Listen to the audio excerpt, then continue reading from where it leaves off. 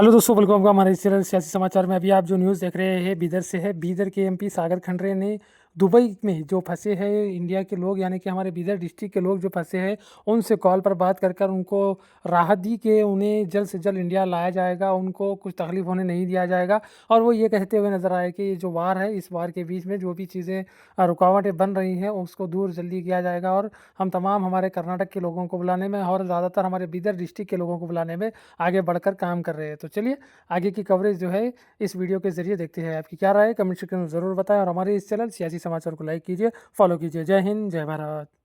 ನಮಗ ವಾಟ್ಸ್ಆಪ್ ಮುಖಾಂತರ ನಾ ಟ್ರೈ ಮಾಡ್ಲತ್ತಿತ್ತು ನಿಮಗೆ ಫೋನ್ ಹತ್ಲತ್ತಿದ್ದಿಲ್ಲ. ರಮೇಶ್ ಮಾಸಿ ಮಾಡಿ ಮಾಮ ನಿನ್ನೆ ನಿಮ್ ನಂಬರ್ ಕಳಿಸಿದ್ರು.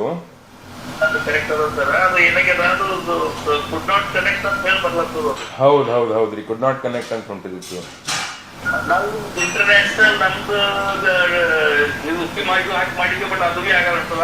ಈಗ ಸರ್ ಎಲ್ಲಿದ್ರಿ? ಈಗ ನೀವು ದುಬೈ ಹೋಟೆಲ್ದಲ್ಲೇ ಇದ್ರಿ?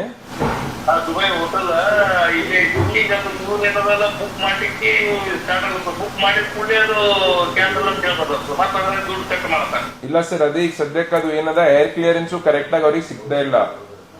ಸ್ವಲ್ಪ ಎರಡ್ ಮೂರ್ ಫ್ಲೈಟ್ ಅವರು ಎಷ್ಟಾಯ್ತು ಅಷ್ಟು ಬಿಡ್ಲತ್ತಾರೆ. ಯಾಕಂತ ಕಂಟಿನ್ಯೂಸ್ ಸ್ಟ್ರೈಕ್ ಆಗ್ಲತ್ತವಲ್ಲ. ಈಗ ಆಲ್ರೆಡಿ ಬೀದರ್ನು ಬಹಳಷ್ಟು ಜನ ಅದಾರ ದುಬೈನಲ್ಲಿ. ಹೌದೌದು, ಅದು ನೀವು ವೇಟ್ ಮಾಡ್ರಿ ಸರ್, ನಾನ್ ನಿಮಗೆ ಹೇಳ್ತೀನಿ. ಈಗಾಗಲೇ ನಾವೆಲ್ಲ ನಮ್ ಸ್ಟೇಟ್ ಗವರ್ಮೆಂಟ್ ಸಿಎಂ ಮತ್ತು ನಮ್ಮ ಎಂಬಸಿದವ್ರಿಗೆ ಎಲ್ಲರ ಜೊತೆ ನಾವು ಸಂಪರ್ಕದಾಗ ಇದ್ದೀವಿ. ಅದು ಅವ್ರ ಏನಾರ ಗ್ರೀನ್ ಸಿಗ್ನಲ್ ಕೊಟ್ರು ಅಂತ ನಾನು ನಿಮ್ಗೆ ಹೇಳ್ತೀನಿ. ನೀವು ಆರಾಮಾಗಿರಿ, ಏನೂ ಆಗಲ್ಲ. ನೀವು ಈಗ ಒಮ್ಮೆಗೆ ಗಡ್ಬಡ್ ಮಾಡೋದ್ ಬೇಡ.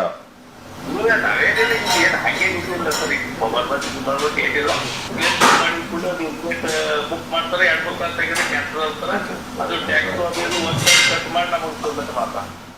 ಏರ್ಲೈನ್ಸ್ ಏನ್ರಿ? ಎಕ್ಸ್ಪ್ರೆಸ್. ಓಕೆ